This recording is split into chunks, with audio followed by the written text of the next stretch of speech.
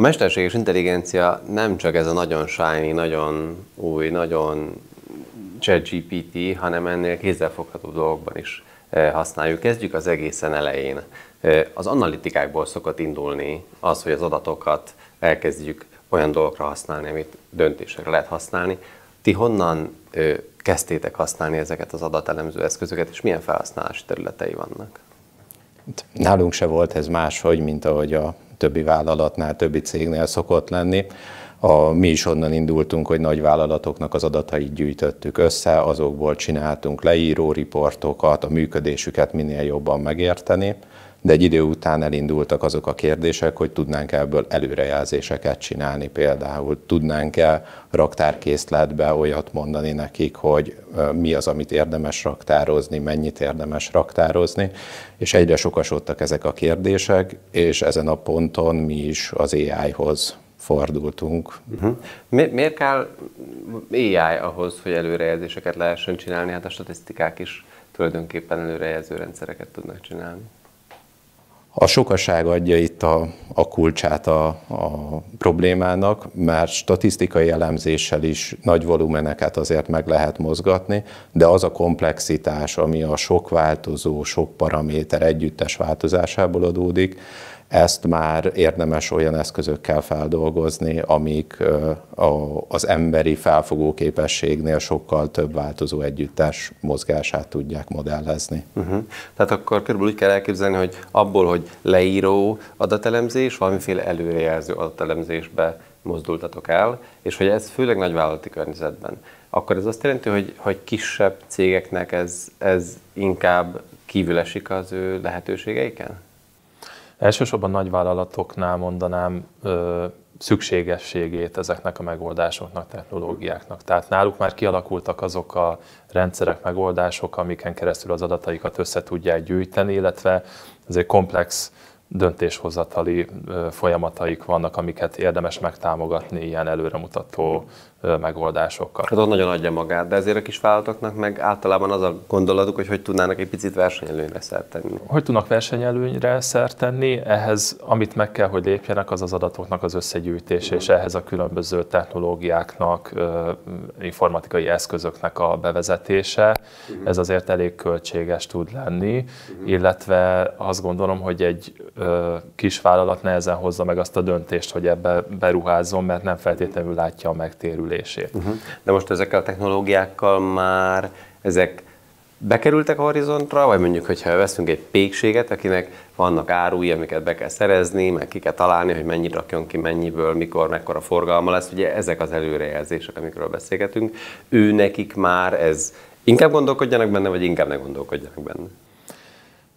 Azt gondolom, hogy érdemes benne gondolkodni. Tehát, hogyha valaki előremutatóan építi az üzletét, és szeretné minél jobban kiszolgálni a vásárlói igényeket, akkor érdemes az adatvezérelt működésben gondolkodni. Az adatoknak az összegyűjtése manapság már nem egy nagyon drága, költséges dolog. Elérhetők már akár felhőtechnológiák is, amiknek a segítségével az ilyen kis vállalatok is tudják az adataikat gyűjteni és elemezni. Mi az a két jó tanács, amit mondanál egy ilyen kisebb méretű vállalatnak, hogy ő is be tudjon szállni ebbe a buliba, hogy adatvezérelt működés? Azt hiszem, hogy elsőként azt mondanám, hogy érdemes kis lépésben elindulni. Tehát nem nagy fejlesztésekre költeni jelentős összegeket, hanem megnézni, hogy mik azok a folyamatok, amiket érdemes adatokkal megtámogatni. Például, hogyha látjuk azt, hogy magas a selejtarány, a nap végén ott van az el nem adott kifli vagy pogácsa, akkor érdemes ezzel kapcsolatban adatot gyűjteni és megvizsgálni, hogy hogyan lehet javítani a selejtarányt. Tehát célzottan felismerve az üzleti problémát keressünk megoldást, amivel javítani tudjuk azokat. Tehát célzottan valami ügyet akarjunk, ne mesterséges intelligenciát bevezetni. Így van. Tehát mindenképpen lássuk a felhasználási esetet, határozzuk meg a célokat, mi az, amit javítani szeretnénk, optimalizálni szeretnénk az üzleti működésünkben. Mennyire kellenek ehhez standard technológiák? Vagy mennyire olyan, hogy amit ő már használ, csak nekem azt tetszett, amit az előbb mondtál, hogy már egyébként is gyűjt egy csomó adatot, és hogy azokban is van egy csomó lehetőség, azokban az adatgyűjtő túlokban, hogy abban egy pici segítséggel megtalálja, hogy mik azok az add-onok, amiket ki lehet próbálni. Talán a másik jó tanács, amit mondanék, hogy nézzük meg, hogy milyen meglévő infrastruktúra áll rendelkezésre, mik azok a vállalatirányítási rendszerek, értékesítési rendszerek, ahol egyébként is gyűlnek már adatok, és nyerjük ki az adatokat ezekből a rendszerekből, kezdjük el elemezni őket, nézzük meg a múltat, nézzük meg az összefüggéseket az adatokban, és nézzük meg, hogy milyen előrejelzéseket, milyen üzleti értéket tudunk kihozni ezekből a meglévő adatokból. Nagyon gyakran tapasztaljuk azt, hogy az ügyfeleik nem is tudják, nincsenek tisztában azzal, hogy milyen adatvagyonon csücsülnek, csak egyszerűen nem tudják kiaknázni a bennük rejlő lehetőséget. Akkor segítsünk már megérteni, mi ez, hogy adatvagyon? Mert ez egy izgalmas fogalom szerintem, amit hoztál, és szerintem kevesen tudják, én is ezt tapasztalom, hogy mi ez, hogy adatvagyon. Sokféle definíció létezik erre.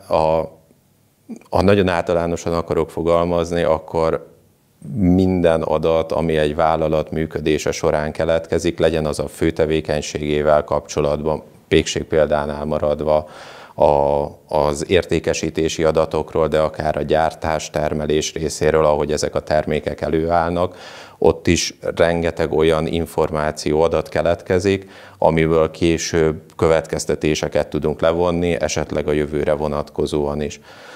Ilyenek például a nagyobb vállalatoknál az ügyfélszolgálatok, ott is rengeteg információ, rengeteg visszajelzés keletkezik az ügyfelektől, és azok is olyanok, amiket lehet gyűjteni. Tehát nem csak az, amire a vállalat fókuszál, hanem minden olyan körítés, ami a vállalat működését egyébként támogatja, onnan is rengeteg adat származik. Ezt így összegészében szeretjük adatvagyonnak hívni. A nap végén minden információt ad, és közrejátszik abba, hogy egy vállalat összegészében hogyan tud működni. Tehát akkor ezt a kettősséget egyszerre kell menedzselni, hogy van egyrészt adatvagyonom, amiről tudatosnak kell lenni, és valahogy menedzselni, másik oldalra meg ráépülő eszközöket kell, hogy ebből valamiféle belátásokat vagy előrejelzéseket lehessen adni. Említetted itt az ügyfélszolgálatokat, ugye itt ebben egy hatalmas nyomást érzünk itt a ChatGPT felől, hogy na majd akkor ez majd mindent is megold helyettünk, de azért ez nem itt kezdődött, hanem ez egy sokkal régebbi történet, hogy a nyelvet, a nyelvi adatokat, azokat jobban fel lehet dolgozni. Milyen ilyen példák vannak, amik már régóta működnek? Az egyik ilyen nagyon jó felhasználási esete az ilyen nyelvi modelleknek, vagy nyelvalapú mesterséges intelligenciának, különböző ügyfélszolgálati folyamatoknak a támogatása, automatizálása. Ügyfélként mi is nagyon sok vállalattal vagyunk kapcsolatban, bankokkal, biztosítókkal, és különböző ügyekkel keressük meg őket, panasz vagy valamilyen termékvásárlási igényléssel kapcsolatban.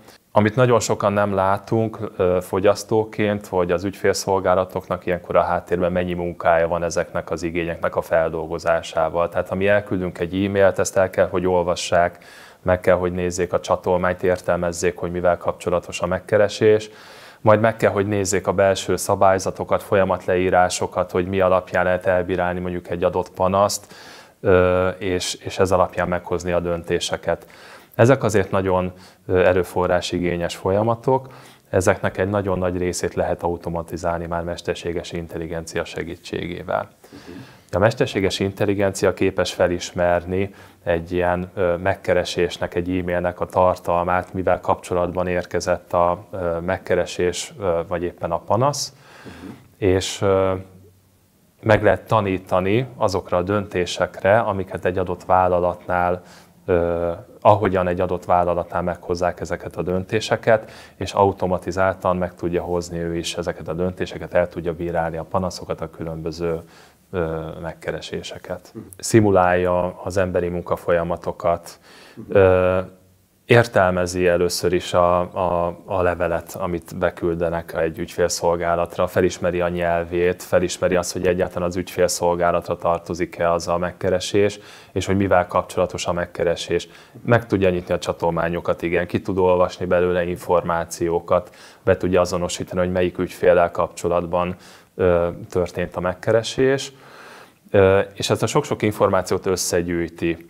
És ez alapján ő el tudja dönteni, hogy például az adott panasz az jogos vagy sem, és bizonyos esetekben ezt az információt továbbítja az ügyintéző számára, tehát neki már megkönnyíti a munkát azáltal, hogy előre feldolgozta az e-mailnek a tartalmát, és ezeket a kinyert információkat struktúráltan meg tudja mutatni az ügyintézőnek, aki aztán ez alapján meghozza a szükséges döntést. Viszont amiben igazán klassz a mesterséges intelligencia, hogy ezeket a döntéseket meg is tudjuk neki tanítani. És azt gondolom, hogy ebben van egy nagy különbség, hogy ChatGPT versus akár korábbi nyelvi modellek, alkalmazások, hogy a ChatGPT most egy nagyon általános nyelvi modell. Megtanították értelmezni a nyelvet, megtanították különböző kérdéseknek a megválaszolására, és természetesen új tartalmaknak a generálására is. Ugyanakkor egy nagyvállalatnak az információit, adatait nem ismeri. Az, hogy egy nagyvállalat hogyan dönt, ezt nem ismeri. Milyen szabályzatai, folyamatai vannak, ezeket meg kell, hogy tanítsuk még neki ahhoz, hogy egy nagyvállalatban is alkalmazható legyen. Ha ezeket megtanítjuk neki, akkor utána akár már automatikusan is meg tudja hozni a döntéseket, és azt tudja mondani, hogy ezt a panaszt én elfogadom, vagy nem. Tehát akkor az, amit ti csináltok, az általánosságban ez a nyelvmodellekkel való varázslás. Csak hogy egy kicsit így a kontextus, mert tavaly november óta robbant be a közéletbe, hogy itt nyelvtechnológiával mindent lehet csinálni. Ez mennyi idős technológia? Milyen régóta használjátok ezt ügyfélszolgálatokon? Ügyfélszolgálatoknál már több éve alkalmazzuk, 5-6 éve már alkalmazunk ilyen mesterséges intelligencia alapú megoldásokat.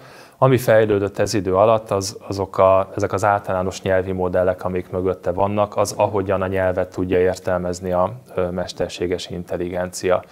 Ugyanakkor, ami nem változott, az mindig is az, hogy mi az adott ügyfélnek az adott adataira, folyamataira, döntéseire tanítjuk be a mesterséges intelligenciát, tehát arra tudják használni, hogy a saját döntéseiket tudják megtámogatni ezekkel a megoldásokkal. Tehát akkor nem úgy kell elképzelni, hogy kijöttek az új hírek ezekről, és akkor ti a fejetekhez kaptatok, hogy kész, nincs többé munkánk, mert most mindent megold a ChatGPT, hanem valahogy ti pont ezt forgatjátok bele azokba a folyamatokba, amiket meg kell oldani?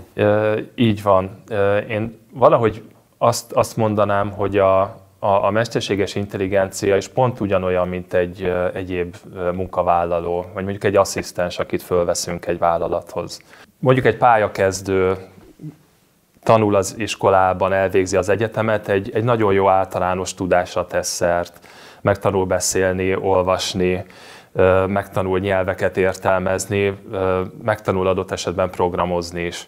Viszont ha elmegy egy vállalathoz dolgozni, neki meg kell tanulni a vállalat specifikus dolgokat, meg kell ismerni a vállalatnak a folyamatait, a vállalatnak a szabályzatait, dokumentumait, és azt, hogy milyen szempontok alapján hogyan döntenek bizonyos esetekben.